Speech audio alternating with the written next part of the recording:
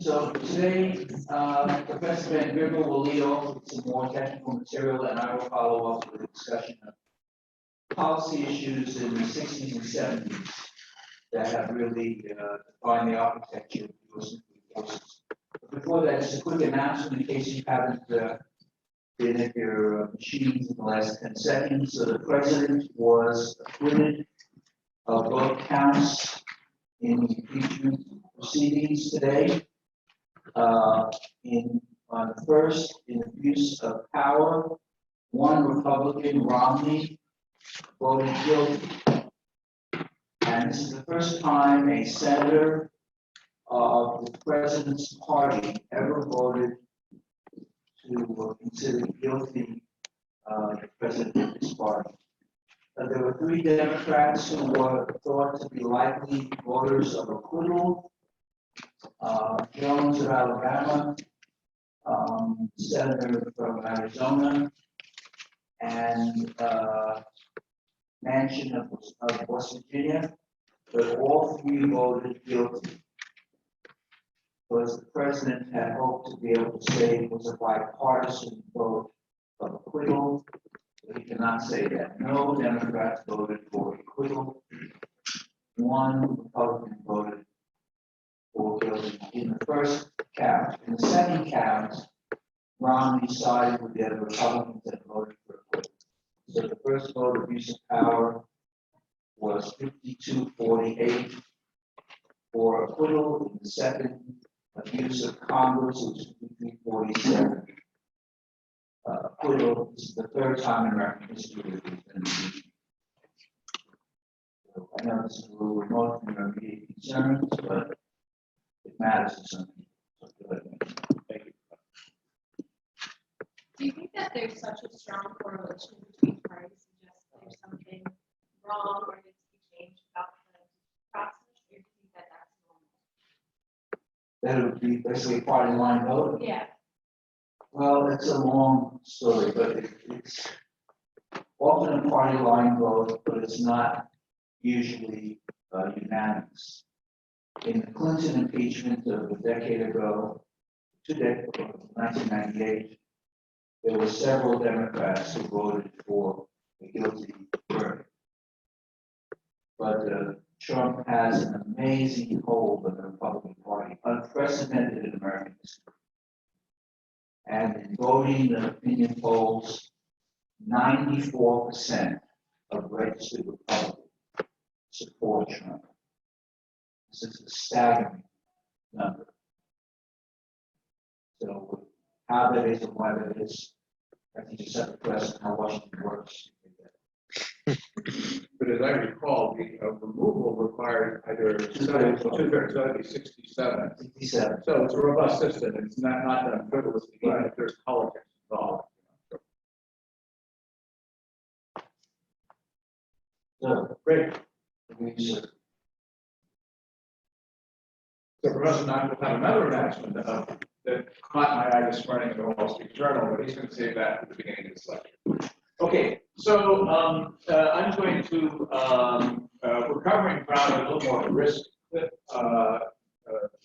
year. I think last year, I think I learned that there was no reason for the lectures to go as they did. So let me do a quick reprise of where we got to last time. We talked about radioactive decay. We talked about alpha decay, which was certainly known. Early on, it was, in fact, not only was the phenomenon of alpha decay known, but it was actually already used as a tool by Rutherford already 110 years ago to determine the fact that the nucleus was point-like, and even determine the systematic sizes of atomic nuclei. And this is where a particle, nucleus sheds 4 nucleons, 2 protons, 2 neutrons in a very tightly bound system, helium-4.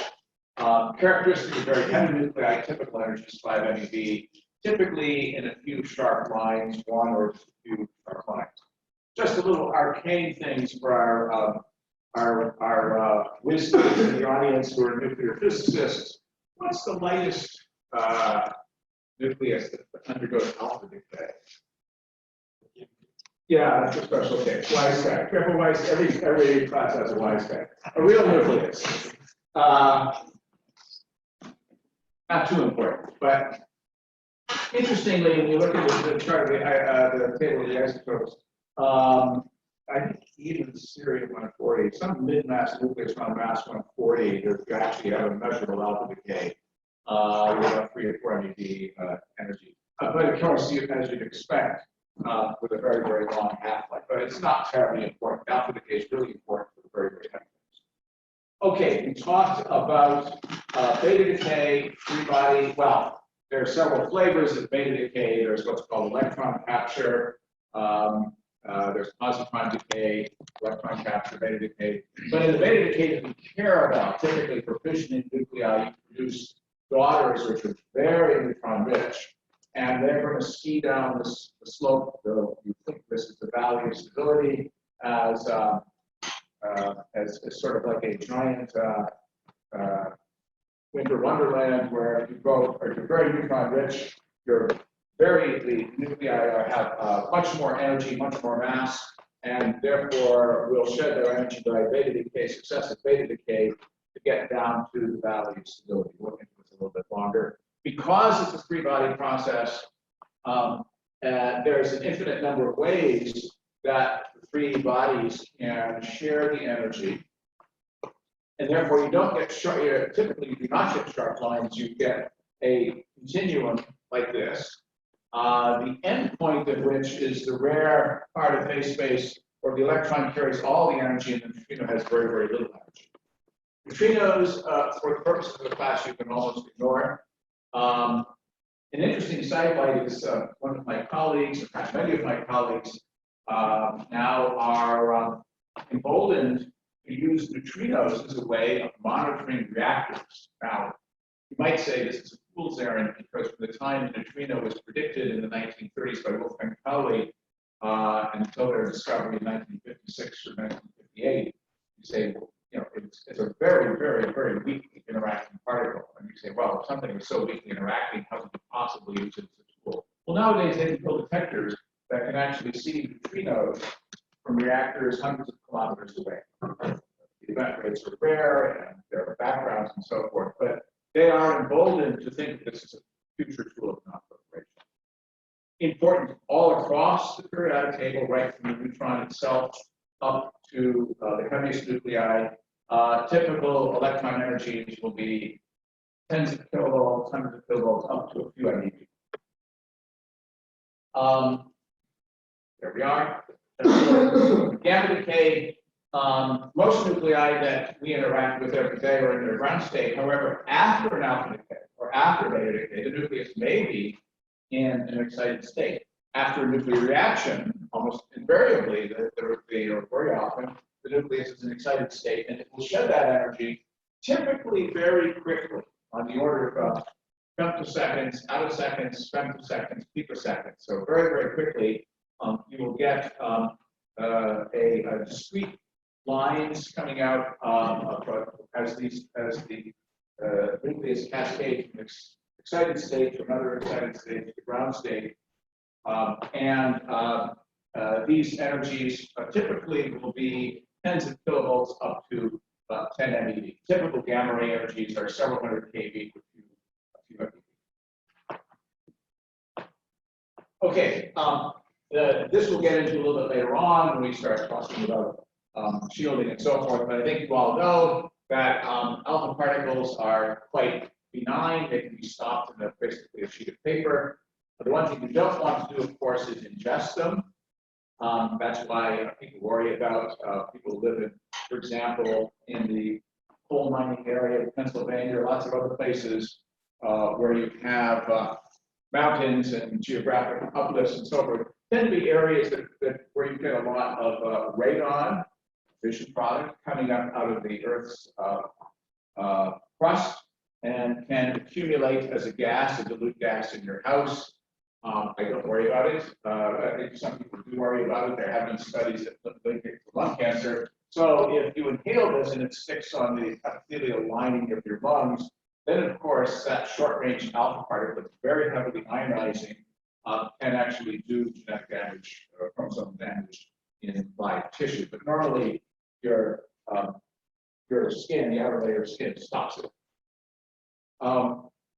Also bad to ingest it in things which will end up in your bones, because then, of course, you're going to get very easily get bone cancer. Beta particles, these are sort of semi-relativistic electrons. Remember, the electron has a mass of half an MeV, so by the time it's kinetic energy, it's of that order, that's a very relativistic electron. It will lose very little ionizing energy, ionization, and therefore can penetrate more significantly. Generally not a problem for betas to penetrate your skin and give you a burn, but they will go certainly to tape. They will be stopped at a very thin sheet of metal. Gamma rays and X-rays, depending on the energy, can be very penetrating.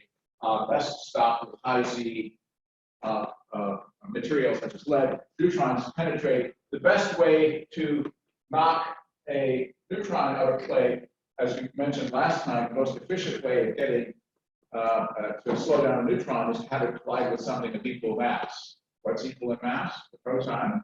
Therefore, hydrogenous materials, water, paraffin, and so forth are excellent. In fact, you can do a very simple calculation, which is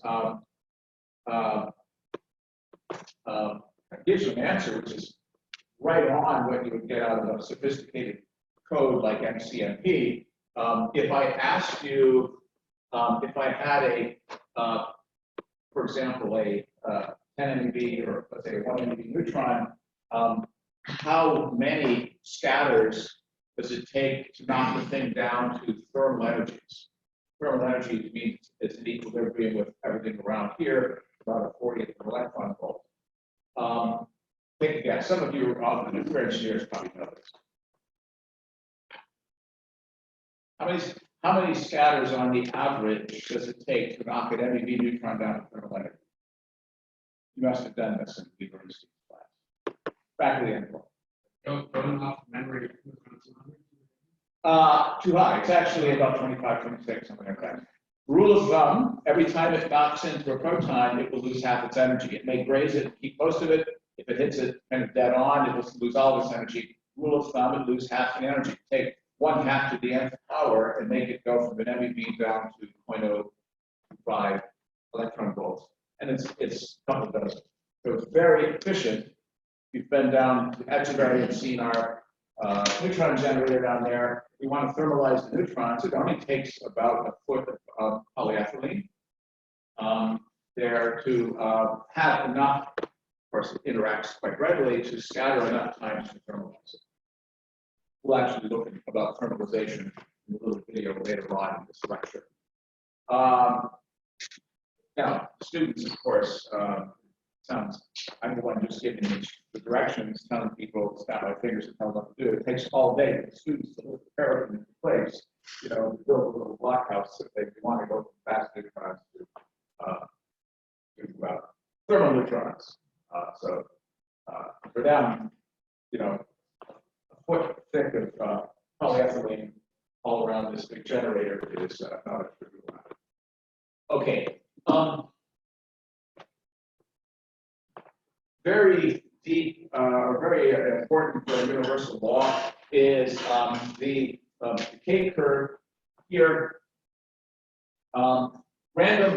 If you have a situation where the probability for an event to happen is independent of time. So in other words, in any given small interval of time, if a particle has the same probability to decay, then a very large ensemble of these atoms or atomic nuclei or anything else, the statistics of that will be such that it will undergo what's called exponential decay. So if I have a very large ensemble of particles called N, and there is a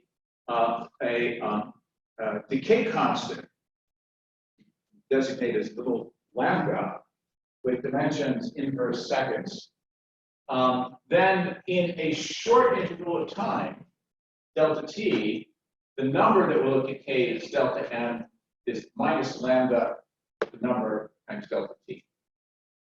In order, since, and then of course, that's a differential equation, trivial differential equation. If I integrate that, what I get is an exponential decay curve. This.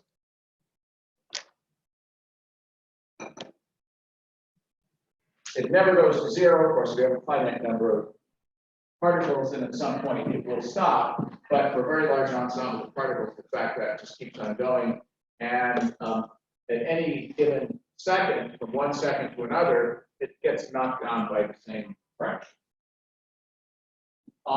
We normally describe the exponential decay law in terms of a half-life, which is, this is time. Then the half-life is where if I start from n, where I go to n over 2.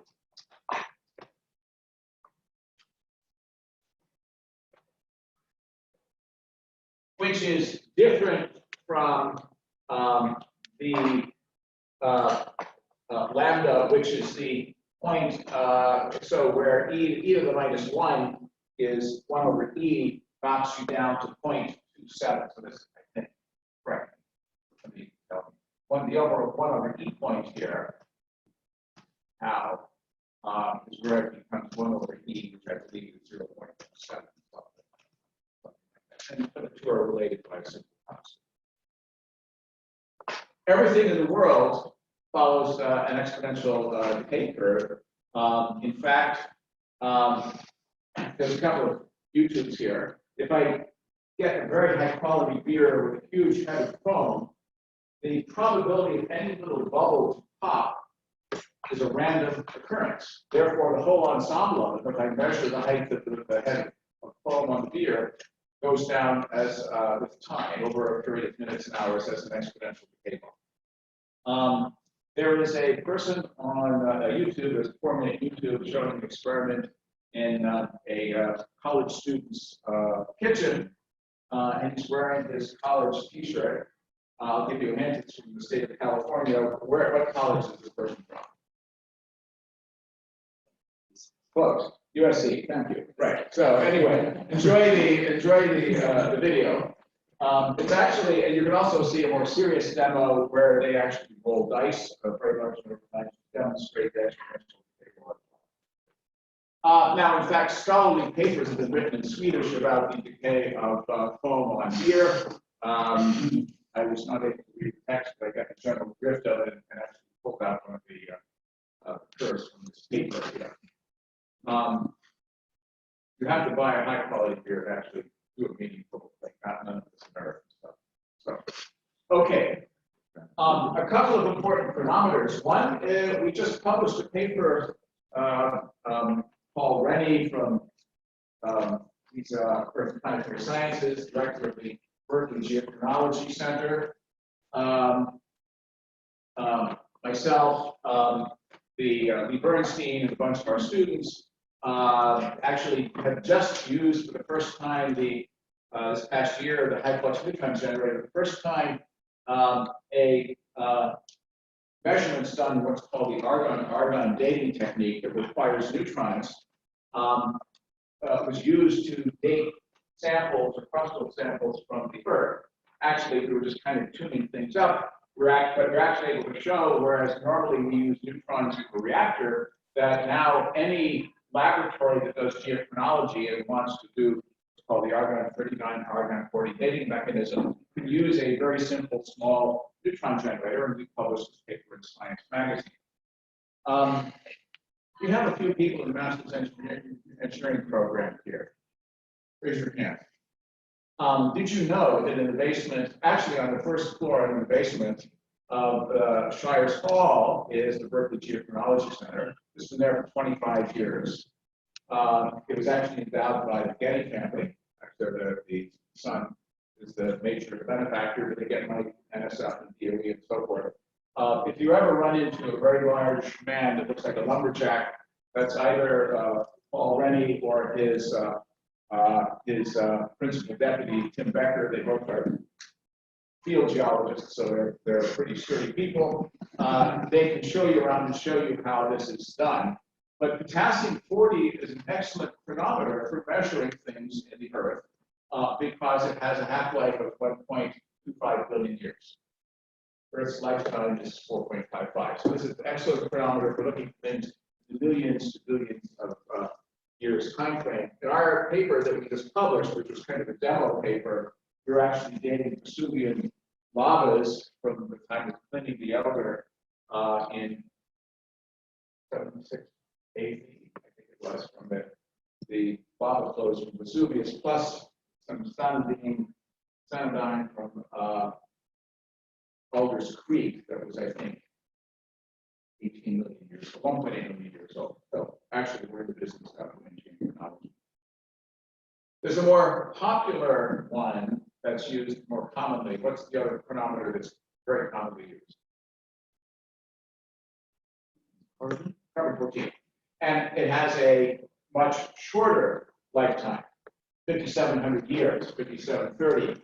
You say, well, where does carbon-14 come from? Well, it comes from cosmic rays that come into the atmosphere. A very high energy proton will smack a nucleus, blast it, stuff will come out, including neutrons. Neutrons, fast neutrons, will interact with nitrogen, and nitrogen-14 and give you carbon-14. There'll be a neutron in, proton out. It's called an NP reaction. And then this has a very long half-life. It gets mixed thoroughly through the atmosphere, and then gets, taken up biologically through photosynthesis.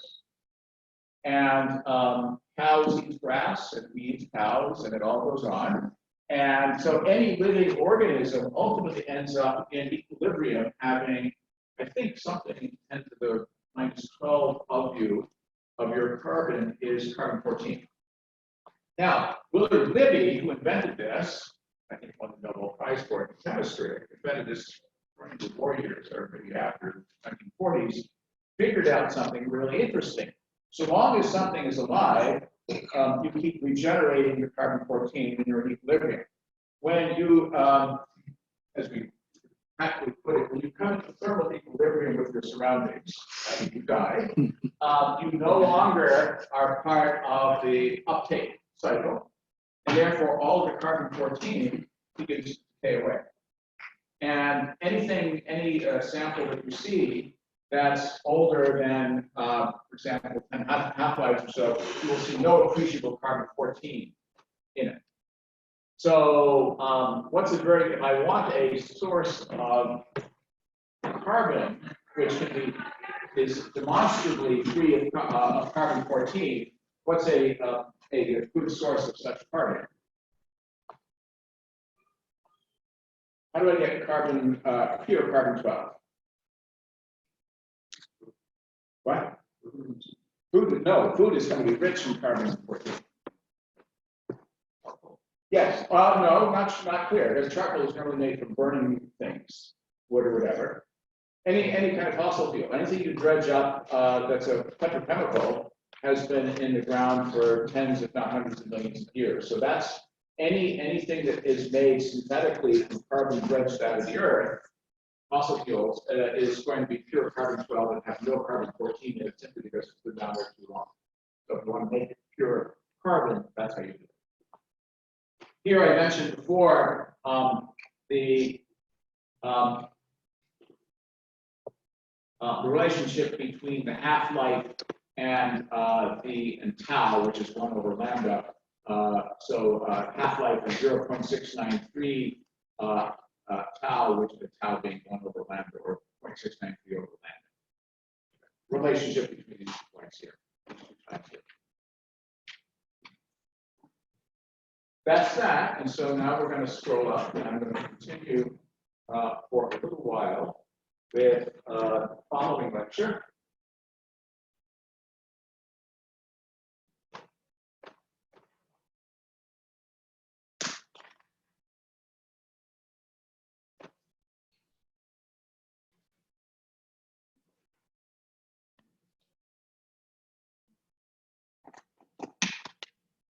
We'll get into vision. Oh, sorry. Yeah, here we go. Great. Okay, as Professor Mott was mentioning on day 1, I don't know if I showed you this. I normally, when I give a lectures about technology and innovation and what we call disruptive technologies and technological surprise. The great Lord Rutherford, one of the father of nuclear physics, one of the greatest experimental physicists in the 20th century, giant figure in science, died in 1936 or so. In 1933 or 1934, famously quoted as, if anybody believes that one can get energy out of the atomic nucleus, he's talking moonshine. December 1942. For a long time, there had been suspicions of people who were doing radiochemistry, but radiochemistry was a field at that time that was already kind of mature, again with Marie Curie and Pierre Curie and very, very late 1890s and early 1900s, the separation of radium, observation of natural radioactivity, and so forth. And so 30 years later, this was a mature field. A lot of evidence began to creep up that very heavy atomic nuclei, uranium, thorium, and so forth, all of a sudden was giving rise to products that seemed inconsistent from sequential beta decay or alpha decay. They surprisingly looked like the chemistry of medium weight nuclei. Now, we didn't really know the full periodic table at that point, and therefore they said, well, it's probably a chemistry that looks like things like strontium, or looks like things like cesium, or looks like things like iodine, but in fact, it's a much heavier nucleus that's just due to the dribbling of beta decay and alpha decay and these very heavy nuclei. Finally, Strassman with theoretical systems from Meitner actually conclusively demonstrated that this was not simply contamination. People always say, "Oh, these are chemists. They don't have good procedure. There's trace contamination on their workbench, and that's why we think we're seeing something that really cannot be there." Finally concluded that this was happening, that uranium under neutron bombardment was giving rise truly to baryon plus krypton. So things that were medium weight nuclei, slightly asymmetric, but let's say roughly about half the mass. As Professor Knock mentioned, this was already, the very outset of things going really, really badly in Europe in the Nazi regime. So Lisa Meitner fled to Sweden, but kept in communication with them. And it turns out that Hahn and Meitner, and Christian, in fact, I think was for Matthew, staying back in Germany, the famous radiochemist. She was the one that actually figured out how fission was happening, and they figured out that these very heavy nuclei, as we were mentioning, the periodic table actually stops when you get to 200, 300, something like that. The nuclei just becomes so highly charged that any slight perturbation, the thing will actually undergo a shape deformation and split. I'll show this picture in just a second. And so this happened in December 1938. Interestingly, before there is Leo Szilard, long before the discovery of fission happened, he had an intuition that there might be reactions that could undergo a chain, a sort of a chain reaction, chain multiplication. But he didn't know that the fission process would be the thing that gave it. He thought that there might be some exothermic reactions by which you would drift in a neutron, two would come out, then you would get a generation by, you would get 4, 8, and so forth like this, releasing an immense amount of energy. But he really didn't know how that would happen. And then, of course, when fission was discovered, voila. By the way, it's interesting. How many of you actually did go back and watch The Day After Trinity? I want to see more hands now. Good. Robert Serber, who was a student and then a colleague of Oppenheimer's on the Berkeley faculty, you know, after fission was discovered, literally that very day, and news, it happened in December, the news did not hit the United States until January of 1939. It was announced to the world publicly by my old mentor, Edward Teller, who at that time was a professor at Georgetown University, and they're actually at the Georgetown campus in downtown Washington, D.C. They actually had a press conference, and he gave a lecture to the press on what was happening. Then the news hit California literally, I think, the same day, and Serber was saying, he said, how could we have been so stupid? It's so obvious what happens in hindsight. Very famous guy, Louis Alvarez, when I was a postdoc here, he's still very much in evidence, a laureate, very famous guy, many, many fields of physics he impacted. Was actually, he was sort of a student at the time, or maybe just a research assistant of Lawrence's. He was actually down on Shattuck Avenue getting a haircut. Serber came in and said, did you hear the news? Hans Strasser had discovered fission. And it's all actually very simple. Apparently, he dashed out of the barbershop, probably having half his head shorn. They ran up to the cyclotron, and literally within a matter of a couple of hours, they were able to reproduce the experiment. And Serber to this, you know, to the dying days, was saying, how could it have been so stupid not to see what was going on? The picture, as you'll see, is that no one had really seen before, is that if you think of the nucleus as a liquid drop, and if you've taken Bernstein's course on 101, you know, there is one of the early models for how you model or theoretically approximate the mass of the nucleus is to say it has a volume term, a surface energy term, which is less binding or negative in terms of binding. It has a Coulomb repulsion, et cetera, et cetera. But you can actually get vibrations or deformations of the nucleus by which it will begin to kind of look like this, and then eventually become more and more elongated, and then ultimately snap apart into two drops. So if you've ever seen pictures on the web or seen pictures of experiments they've done at the International Space Station, where they actually will make a large drop of water by injecting it with a hypodermic needle. It's floating there, you know, and then wobbling and wobbling. At some point, it just becomes too difficult to get there, and it just will kind of undergo what's called scission, and then the fragments will push apart by their Coulomb repulsion. So, so when apparently the story goes that when Hahn and Meitner were talking, Hahn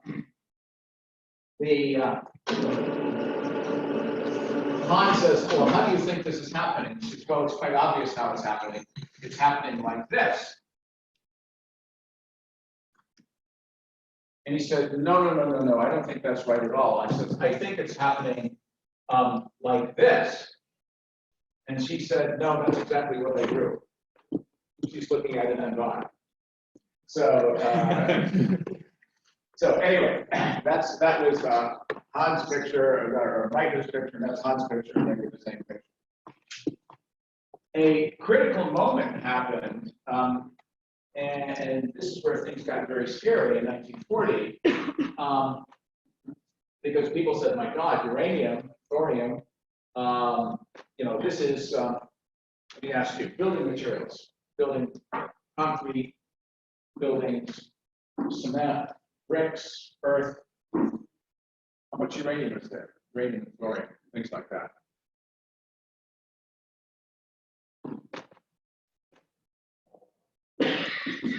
Depends on your point of view. It's actually a lot. How much?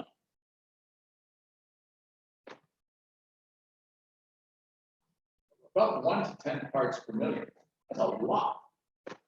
That's why when you go into just an ordinary room, the Geiger counter, you see lots of natural radioactivity. Everything, Earth's crust is loaded with uranium thorium.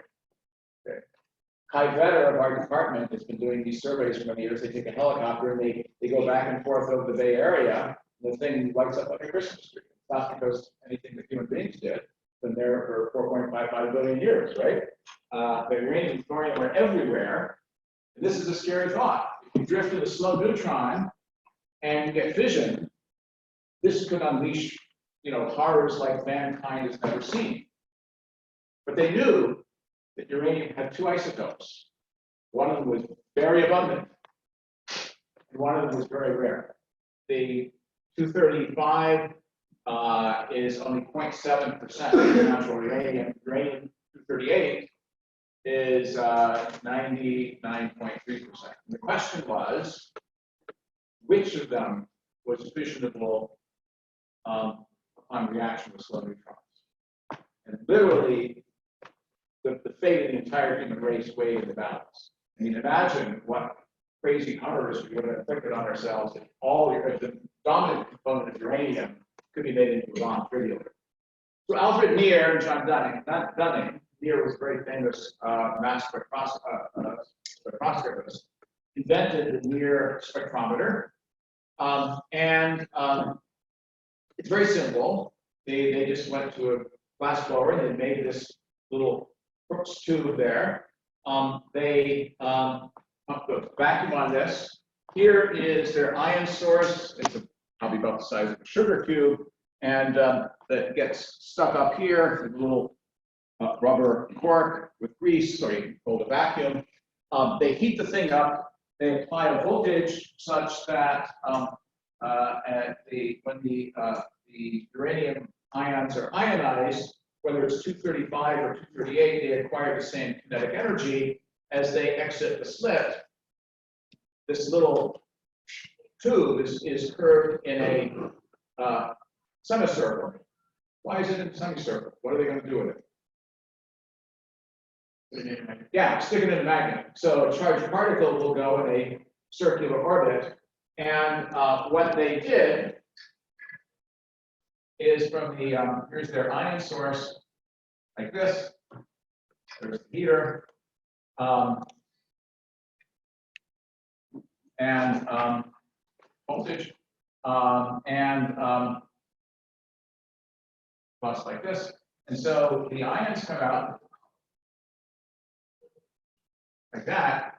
Now, two things which have the same energy but have different mass are going to have different momentum, but the magnetic field selects on momentum. So in fact, when you come to the focal plane over here, you actually find that the two species, I'll actually have to do a little problem there, are separated by 2 or 3 millimeters. So he took a little metallic foil, I think it's up there, there's a little catcher. The catcher goes up over here, puts the thing in the magnet, they run this thing, and after running for several hours, what came out was a tiny little piece of metal, like this, a little piece of steel foil, and it had a couple of smudges on it. And these smudges were separated by something like about 3 millimeters or something, very, very small. And he taped it to a piece of cardboard, stuck it in an envelope, and mailed it to, I believe he mailed it to Seaborg or Lawrence at Berkeley. And they then made a beam of neutrons. I said, cut the thing in half and then measured them and figured out, and crossed their fingers and figured out who was the guy that's fissioning. And it turned out to be 235.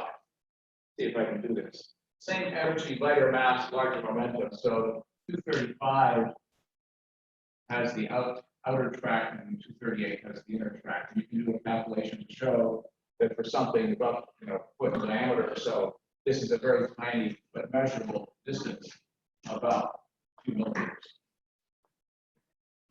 So very historic.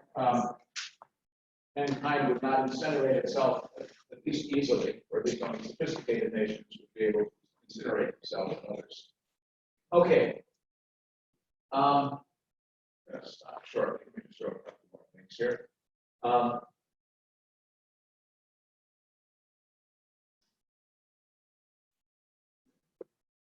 Seaboard. If you walk in that alley, you have LeConte on your right and Gilman on the left. You can look to the right to the fourth floor of LeConte. That's where Morris's first cyclotron was invented. It. You can look up literally across the street up to the third floor, and that's where Seaboard did its first separation of plutonium. It was created here in Berkeley. He was the consummate chemist. He spent the summer of 1942 with the best chemists in the world at that time. They all converged at the University of Chicago. It's called the Jones Laboratory, the Jones Metallurgical Laboratory. And they are dealing with something they only had incredibly tiny quantities of and knew nothing about the chemistry. They invented entire new techniques for precipitating and evaluating the chemistry of this thing. And in a matter of a few months, were able to create the first macroscopic sample of plutonium-239, which of course is the other weapons material that's used. Now, it's very interesting here. The first time they actually did a separation, the first sample of plutonium was on a little foil, but it's not really a macroscopic sample, and it's in the Smithsonian. About 5 years ago, we got a call from Phil Broughton. Some of you who work in Exeter probably know him. He's a guy with a long red ponytail. He's one of our ES&H sort of radiological technicians and keeps us honest. Called up and he said, I was the chair at the time. He said, well, we've got this down at the hazardous waste revetment here, where we keep all the things that are on their way out near the old First Gymnasium. And he said, it's an old Alhambra cigar box. It's very old. In there, there's a little plastic cube with a little reticule, and there's a little tantalum or a little platinum wire, a little crucible with a tiny little thing on the end about the size of a fleck of pepper.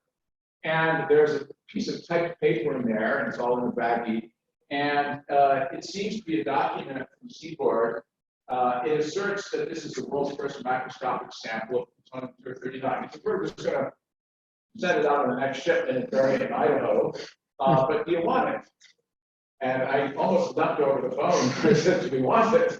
Get this thing over here now. So anyway, we brought it over. You know, it's like holding a moon rock, you know, really, literally. And so we had a meeting of the faculty and decided what to do. Should we open it up? Should we irradiate it? Advanced light source, whatever. Rick Norman and a student of his and one of his technicians said, no, we should just do this non-invasively, even keep it in the box. We can look at the gamma rays and X-rays and determine the provenance of this. And they actually concluded that this thing, in their paper they wrote it, they said it was 2.3 plus or minus 0.04 micrograms. It was consistent with what the paper sort of attestation said. And by looking at the relative ratio of gamma rays and X-rays, they said this is aged plutonium consistent with being from the Second World War. So in fact, we actually have it. It became, the campus didn't want to talk about it on the web. They said, oh my God, plutonium, you know, we don't want to talk about this. But they wrote this paper in this obscure journal. All of a sudden, their run blogs were getting pinged by everybody in the world who just thought this was great. And all of a sudden, the campus said, oh, cool, nice story, let's put it on the web. We actually have this thing, and they're actually renovating the building in Gilman, or a little renovating a hall. It's going to be a little, you know, miniature museum, and the thing is going to be there. It's really about the size of a fleck of pepper.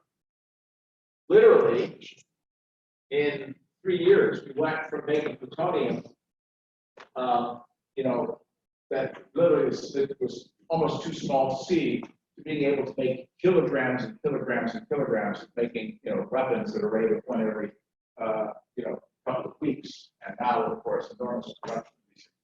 That shows you what happens when you can spend $2 billion a month, as we did in Manhattan, like unlimited amount of money for a crash program. I think what I'm going to do is turn it over to Professor Knott, and we'll get into the basic picture and the phenomenology of vision next time.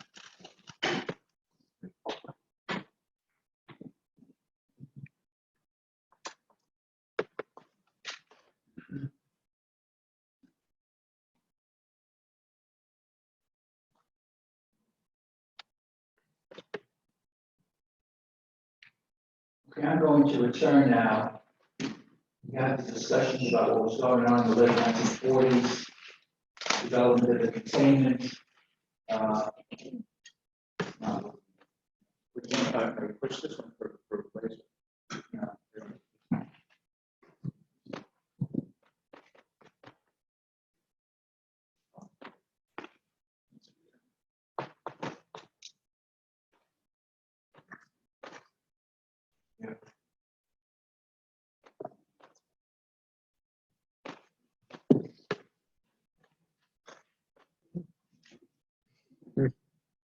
Let's get theoretical. Experimentalist makes it work.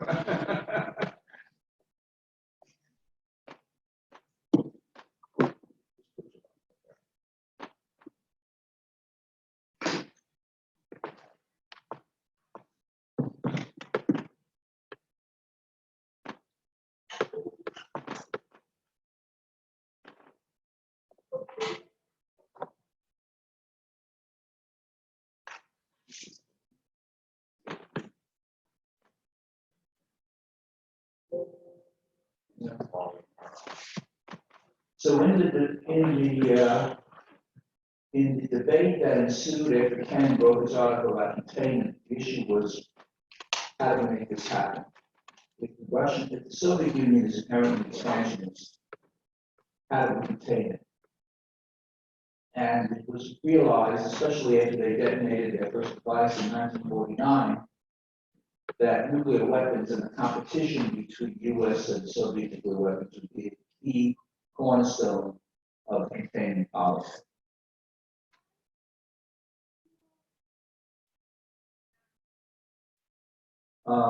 In the 50s and particularly in the 1960s, the debate in the United States centered not so much on the weapons, but on how they were to be delivered. So the delivery vehicles of nuclear delivery vehicles is a very antiseptic term. The bad guys, critics would say they're the merchants of death. And basically there were two types, aircraft and missiles. The aircraft, of course, have begun with the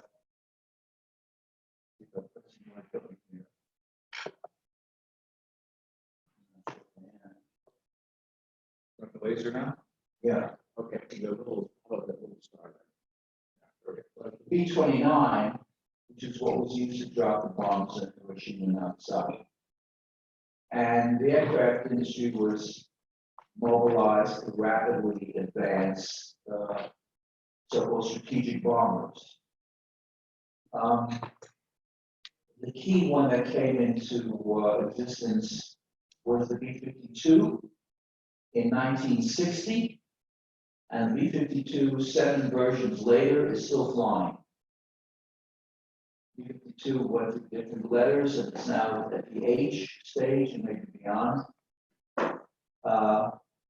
And it's largely a very different aircraft, but the main point is it can fly strategic distances, 5,000 to 6,000 miles, and it can drop nuclear weapons. And the B-52 also includes not just gravity bombs that drop, but also cruise missiles that are launched from the wings. I'll get into that in a minute.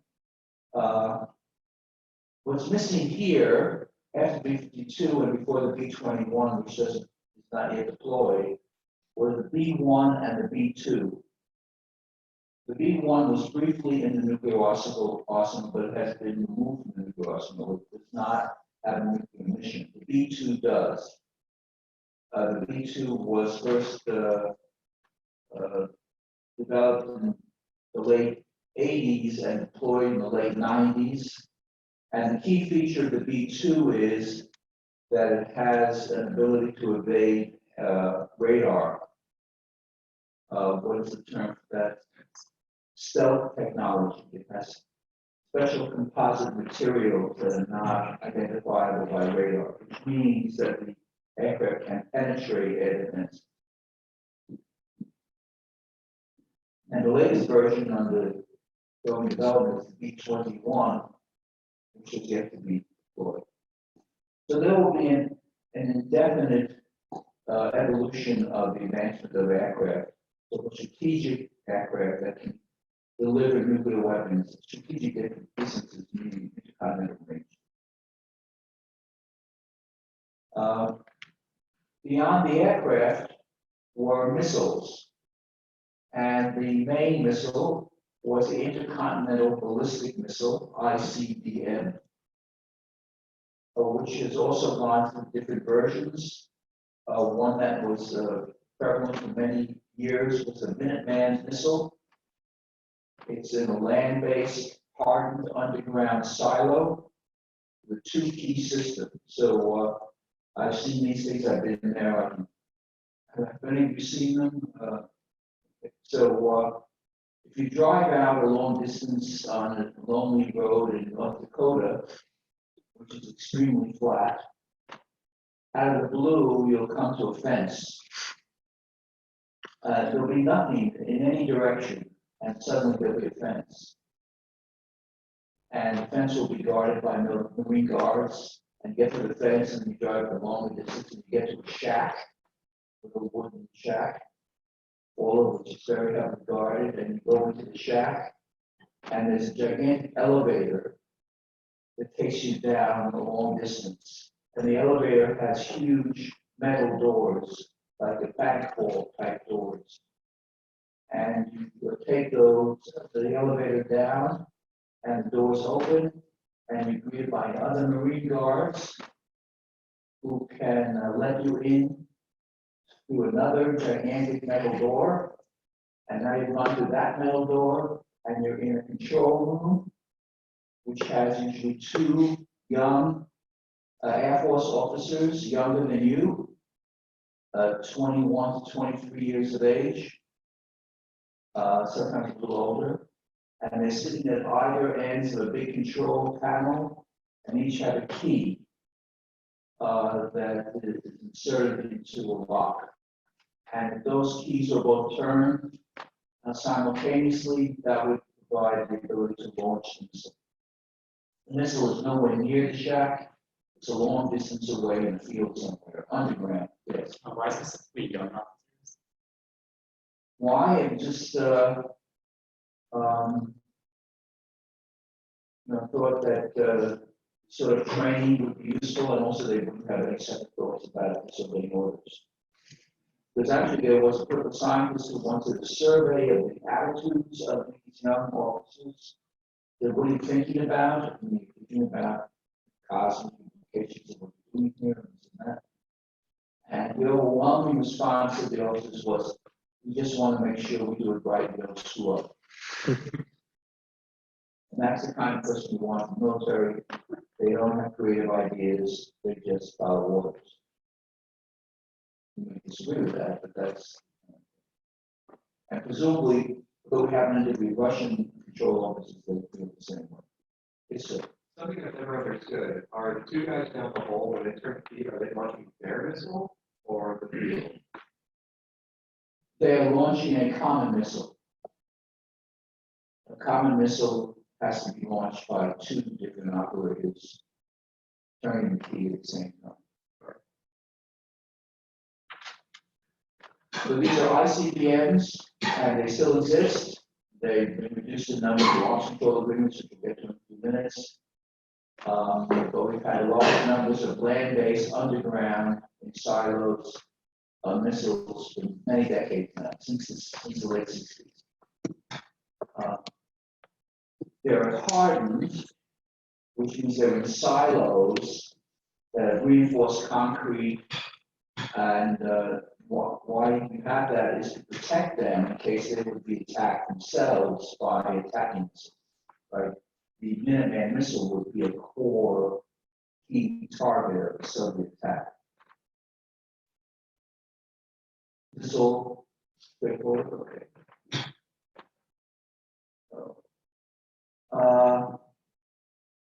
Development of launch vehicles and nuclear strategy. So this became then, again, a core debate. It raged in the 50s and the 60s. McNamara, who we discussed before, and I'll mention again, said that the core mission of the U.S. nuclear force would be to destroy the nuclear forces of the other side, a counter force attack, not a counter city attack. We don't want to kill the citizens of Leningrad or Moscow or Vladivostok. We want to kill the weapons that can kill us. So a counter force strategy. The Navy wanted to get into this business in the worst way, and did. Had a major figure. Who was the major figure of the nuclear Navy? Admiral Rickover. Occasionally, a person comes along who's larger than life and makes huge impact on his organization. In this case, it's Admiral Rickover. He was the advocate for the nuclear-powered submarine, and then the nuclear-powered submarine that itself would carry nuclear-armed ballistic missiles. So the nuclear-powered submarine, the acronym for that is SSBN, stands for Subsurface Ballistic Nuclear, and the subsurface ballistic missile submarine carries submarine-launched ballistic missiles. So the SLBMs are on board SSBN. And if you add up the long-range bombers, the ICBMs and the SLBMs, you have the so-called nuclear triad, IAD, which is the cornerstone of American nuclear posture.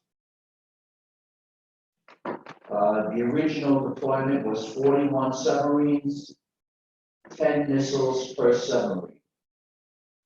And later on, when we developed multiple warheads, I'll get to that in just a second, each missile could carry up to 10 warheads. So that's 100 missiles, 100 warheads per submarine. That's over 4,000 warheads. This is the Trident II SLBM being tested here. The warhead on top of the missile are called reentry vehicles, RVs. And the RVs come in multiple flavors. The original flavor was a single warhead, a single RV on top of the missile. Then it was actually conceived at the RAND Corporation to be able to put multiple warheads on a missile, but warheads that would all hit the same target. There were multiple reentry vehicles, MRVs. And from there, through new technologies were developed, multiple independently targetable reentry vehicles, MIRVs, MIRVs. And now we have MIRVs that can maneuver, instead of having just a ballistic trajectory to its target, they can do like a dance to its target. We want that because it makes them less vulnerable to interception. And then maneuverable reentry vehicles. So the RVs are single RVs, multiple RVs, multiple targetable RVs, and maneuverable RVs. And they are on board SLBMs, and they're also on board ICBMs. Anyone?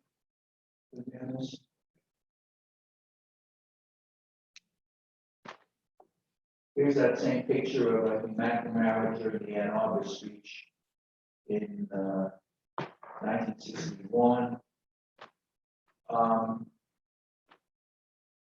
There was a formula, I don't go through that in this class, but to determine the lethality of the weapons, there's a formula called single shot kill probability, SSKP, which tells you what's the likelihood that the missile of a particular type or the warhead of a particular type has a probability of destroying a target of a particular type.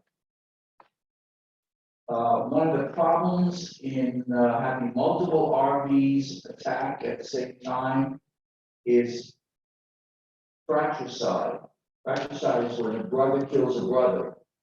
This is where an attacking RV could explode, and it's a nuclear explosion, and could destroy an incoming RV from the same missile. So there are issues of fratricide you have to try to overcome in a multiple RV attack. Then, starting in the late 70s into the 80s, we had a different kind of system. By the way, these are all, those missiles, the ICBMs and the SLBs, they're ballistic missiles. So this is usually like a 3-stage missile. You just think of like a space shot. There's it's launched.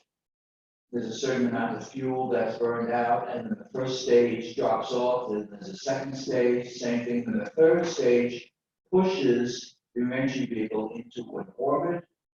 It's a ballistic trajectory. It actually goes out into space briefly, and then comes back through gravitational forces and hits its target. That's an SLBM or an ICBM. A totally different concept is a cruise missile.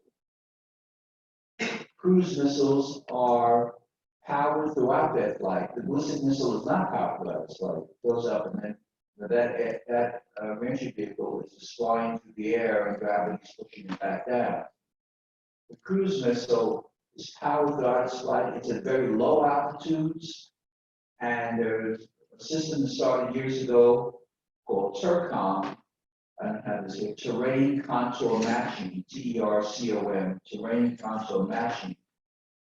Terrain contour matching system involves having a computer on board, which has in it a photograph of the entire route of the warhead. So in other words, if you're going to be struck today in the Goldman School original building, not the Goldman School new building, by some cruise missile, by a Soviet submarine off the coast of California, where they are at the moment, right at the moment, they're there, they're there right now, or at the second they're there. The cruise missile would have on board a map that, and as it is launched from the submarine, it's out saying, I'm here, where should I be? And it's comparing its current situation to where it should be on the route to the target.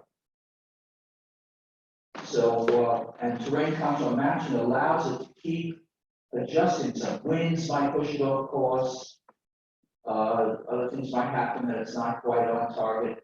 It's correcting itself constantly to be on target. And the net result is it comes right down the hatch. So there could be a submarine commander that says, I want to go to 105 of the Goldman School building, not the student conversation area outside. Come right in here. And it has almost perfect accuracy. The RVs on the SLBMs and ICBMs do not have that kind of accuracy. They have accuracies quite good, and they've been improved a lot, but not the accuracy of the cruise missile. So the cruise missile has the advantage of hyper good accuracy, but it's very slow, and it's possible it could be intercepted.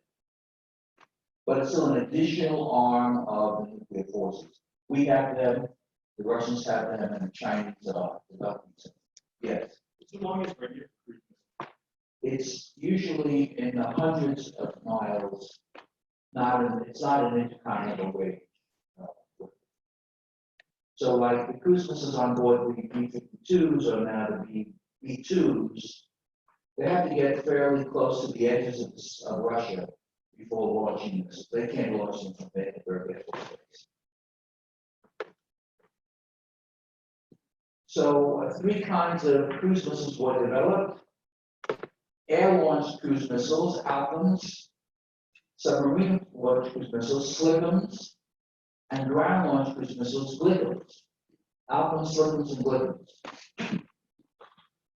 And the Alpins and the Slickums still exist, they're still deployed, but this treaty that we recently walked away from, as did the Russians, the Intermediate Nuclear Forces Treaty, the INF Treaty, that had constraints on Blickums in Europe. We had lots of Blickums in Europe during the Cold War, and the INF Treaty of 1987 between Reagan and Gorbachev got rid of them, but now we both walked away from the INF Treaty, so who knows whether they'll be, whether they'll be redeployed. It was McNamara who articulated the view, this is actually in the pre-cruise missile age, that if you have the ballistic missiles, ICBMs and SLBMs, the long-range bombers, the ballistic missiles at sea and the ballistic missiles on land, and the long-range bombers, you have this triad of nuclear forces. But this is an unrelated point, but I can't resist mentioning it. I was once with a medical doctor who was asking about our president's personality, and he had spoken to the chair of psychiatry at Harvard Medical School, and he said the answer to the Trump personality is the dark triad. Nothing to do with nuclear weapons. If you actually just put in your Google box, dark triad, you'll see characteristics that you might find interesting to read about. Okay. McNamara said the triad, because of its multiple basing systems, very hard to destroy all the systems, hard to have an adversary have disarming for a strike against us. We have the ability to respond with assured destruction. We can destroy, and he basically took out of the air a little bit a large percentage of the population and the capabilities of the adversary.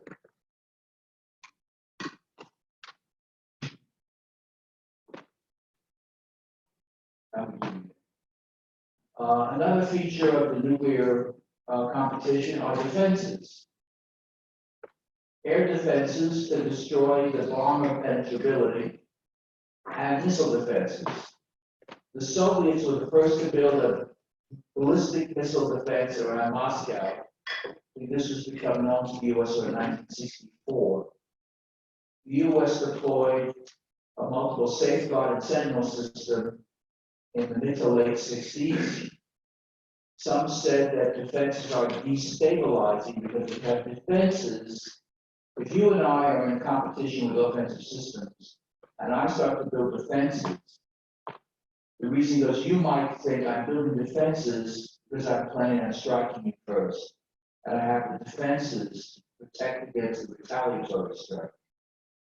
So the critics of missile defenses on the grounds that defenses can encourage a first strike, you would think that in order to get through to me before I have defenses, you need to strike first. This is all discussed at a summit meeting in Glassboro, New Jersey, not a place to have a summit meeting. They had invited Brezhnev, who would replace Khrushchev, to the summit. He couldn't come, and so Kosygin, who was his deputy, came instead. And at the Glassboro summit of '67, where Lyndon Johnson was president, McNamara gave a 3-hour lecture to the Russians, Soviets, on why missile defenses would be stabilized. To which Kosygin said, you're crazy. With the Soviet Union, we lost 20 million people in the Second World War. There are no defenses that can be destabilizing for us. Every defense we have, we want to build, and so forth. McNamara said, I'll send you some books to read, you'll change your mind. Including books by Tom Schelling and others, some of which I've discussed. Anyway, they did send the books to the Soviets. And by 1969, the Soviets were willing to sit down for an arms control discussion on constraining both offensive systems and defensive.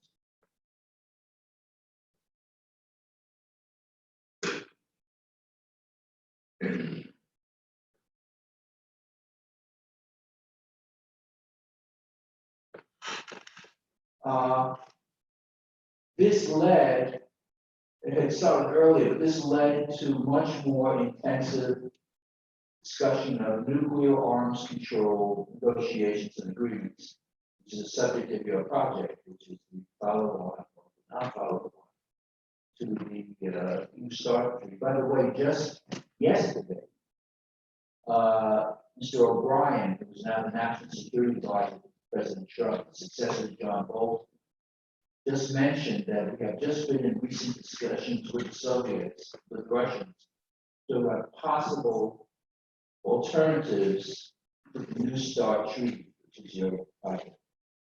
You might want to look that up. What O'Brien just mentioned yesterday, it's in the press today, about possible options.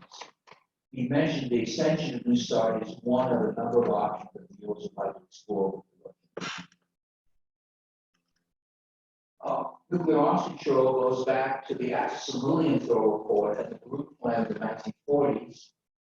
This was an initial idea right after the bombing in Hiroshima outside at the end of the war and before the Soviets detonated, about having international control of nuclear weapons. If the U.S. would give up its nuclear weapons, they'd all be under some international control. It's subsequently been argued by historians that Truman was never serious about this because he knew that the Soviets would reject it, and they would reject the idea because if we had developed them, there was no way of erasing our memory and how to build them, and the Soviets hadn't developed them, so they would want to develop them first before there'd be any agreement. Anyway, Acheson was Secretary of State later, and Lilienthal, a well-known Washington figure, wrote a report that was translated into the Baruch plan. Baruch was a famous Wall Street financier who was a friend of the Roosevelt and Truman administrations, and Baruch actually presented this plan for international control of nuclear weapons at the United Nations, formally proposed it, but the UN Security Council, which I assume you know is 5 different members, each one of them could have a veto power, Soviets vetoed the idea. So it was vetoed by the Soviet Union at the UN. There later was an agreement reached. The first nuclear arms agreement of any kind, which is often forgotten, was the Antarctic Treaty. This was basically the outcome of a discussion between the Americans and the Russians. Said, was there anything we can agree on about banning nuclear weapons? At that time, in the 50s, they said, yeah, neither of us plan on putting nuclear weapons in the Antarctic. We thought absolutely. Now, maybe with climate change, we might not be happy with that. But in the 50s, we're happy with it. So there was an agreement to ban nuclear weapon deployments in the Antarctic.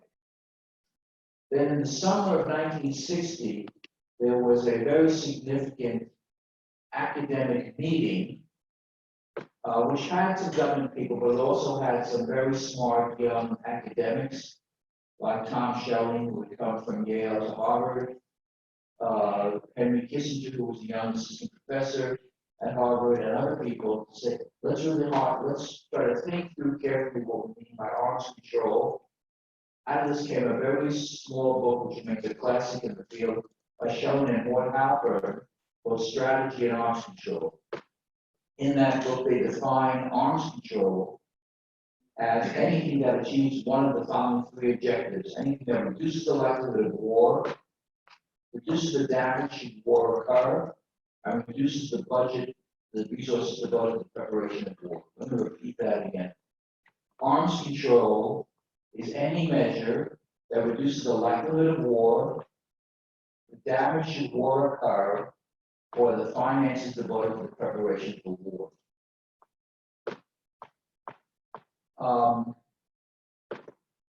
This became a core concept that fueled American government thinking about arms control. A few years later, there was an agreement to limit testing, and this has gone through different stages. This first agreement was actually the product after the Cuban Missile Crisis. The Cuban Missile Crisis was extraordinarily dangerous. Did I mention to you my own personal experience about this? So I was a college engineering student at the time. It was October 1962.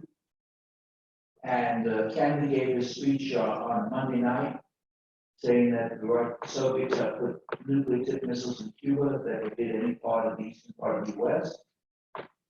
And we want to stop them from doing that. We're going to have a naval quarantine, prevent any more missiles from coming in, wipe them out. And we're threatening that if any use any of their missiles in the Western Hemisphere, we will attack the Soviet Union. This is a 14-day crisis, which is considered the pinnacle of nuclear crisis in the Cold War. And the little Michael situation was I was an engineering student and I walked into class on the Tuesday after the Monday lecture, after the Monday speech by Kennedy, which everyone saw was, people said Kennedy's going to speak to the nation on this issue of supreme national importance. Everybody turned on the TV. And it was quite terrifying what he was saying. Tuesday, I went to class, and the professor said, I have a good electrical engineering class, I still remember this circuit design. He said, I have an exam scheduled for Thursday, but I'm canceling the exam because I do not think I'll be alive to grade them. I remember that very well. And of course, he was alive to grade it, we were alive. 40 days later, the Soviets used missiles. Kennedy himself was terrified by the experience, so we've got to do something about these nuclear weapons. And he asked Averell Harriman, who was a famous figure, who was the governor of New York, very wealthy man, to lead a delegation to talk with the Russians and the British about limits on nuclear testing. This led to the 1963 Limited Test Ban Treaty, LTBT. And it limited testing to only underground testing. Before that, they had been testing in the atmosphere, they had been testing at sea. No more testing could be allowed to underground testing. And Kennedy was able to support that because the Joint Chiefs had told him that we can advance on nuclear weapons designs solely through underground testing. We don't need the other kind of testing. And eventually, Brezhnev felt the same way. So that was an agreement in 1963 Testing Treaty. In 1974, Ford was president after Nixon left on the threat of impeachment. And there was a limit on the yield of the testing to 150 kilotons. And then in 1996, there was signed a comprehensive test ban treaty. The U.S. signed it, but never ratified it. The ratification of the treaty in the United States takes 2/3 of the Senate. It's like 2/3 to impeach. 67 senators have to approve a treaty for it to be entered into force. They're signing and ratifying and entering into force. Signing, ratifying, entering into force. The U.S. has never been able to get a Senate 2/3 entered into force. Clinton had actually asked a key senator at the time in 1998, Joe Biden, you might have heard of him, to lead the effort to ratify the CTBT. And Biden's job was to round up the Senate votes. And when the Senate voted, it didn't even have a majority in support of ratification. So it went down to huge defeat. And later on, when I was in the Defense Department under Obama, 2009, 2010, there was very serious discussion about introducing the CTBT to Senate ratification. And the congressional experts said there was no way to get 67 votes in favor. So Obama didn't try. And of course, Trump was not. So these are the three major testing treaties of the last 50 so on years. LTBT, Threshold Test Ban, and CTBT.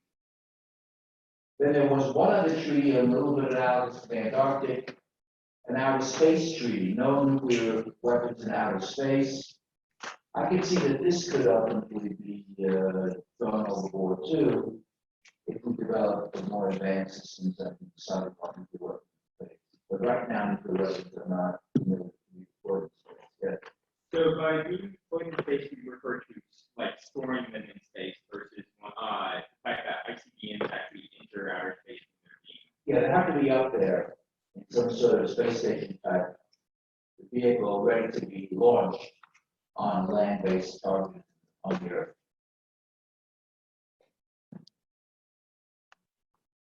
Okay, I'm going to try to go through this in 2 minutes. That early Glassboro meeting and in 1967 led to the start of SALT negotiations, Strategic Arms Limitation SALT negotiations. In 1969, which ultimately led to an agreement in 1972. There was 2 different agreements, the interim offensive agreement, this was a 5-year freeze on offensive systems, but the ABM treaty stopped the deployment of missile defenses except around the national capital and 1 missile site. We had the ability after the treaty to build missile defenses around Washington and around one of those sites out in North Dakota. So that was so slim, it was almost like not having a missile defense capability. And that lasted, the ABM treaty, until George W. Bush in 2002 had the U.S. withdraw from the ABM treaty. This was very provocative and was very much criticized by Putin. Point here, Kissinger, maybe I have to talk about this next time. Arms control is not about arms control. The point of Kissinger's was arms control negotiations are about understanding each other, about exchange of views, about building support, different ideas. It's not just about the actual constraints on the missiles and the warfare. Jimmy Carter signed the SALT II agreement, after SALT I in '79, but it was never ratified because, sorry, this is a typo here, because the Russians invaded Afghanistan in 1979, and Carter withdrew the treaty from ratification. Then you have the INF Treaty in '87, which now is defunct. You have various other treaties start one, strategic arms reduction talks under George H.W. Bush in '91 and '93, just before he left office. There were 2 treaties there. But the one that's operative now is New START, that's your project subject. The new Strategic Arms Reduction Talks Treaty, which is going to expire in February 2021. So this remains the cornerstone of constraints on U.S.-Russian nuclear competition. Sorry, I have to rush through this. If you have a question, I'm happy to meet you during our office hours, 10:30 to 12 on Wednesdays, or another time in which you'll meet. Okay? I think we're out of time. We'll see you next time.